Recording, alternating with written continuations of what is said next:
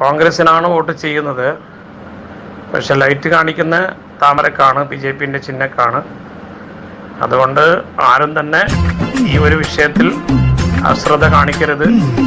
അങ്ങനത്തെ സിറ്റുവേഷൻ വന്നാൽ ആ ബട്ടന്ന് കൈയെടുക്കരുത്. പിന്നെ ഉദ്യോഗസ്ഥരെ വിളിച്ചിട്ട് സംഗതി പറയണം. എന്നിട്ട് അവരവരുടെ വോട്ട് തന്നെ അവരോട് വിചാരിക്കുന്നൊക്കെ ചെയ്തതിന് ശേഷമേ അവിടുന്ന് തിരിയാവൂ. നല്ലോണം ശ്രദ്ധിക്കണം. ഇത് പെണ്ണുങ്ങൾക്കറിയില്ല. ഇതിനെ കാണിച്ചു കൊടുക്കണം. ഇതിനെ ഓരോ ചിഹ്നയും അതിൻ്റെ ലൈറ്റ് ബട്ടൺസ് എല്ലാം കാണിച്ചിട്ട് വളരെ വിശദമായിട്ട് ഇതിനെല്ലാവർക്കും ഒരു ബോധനം നൽകണം.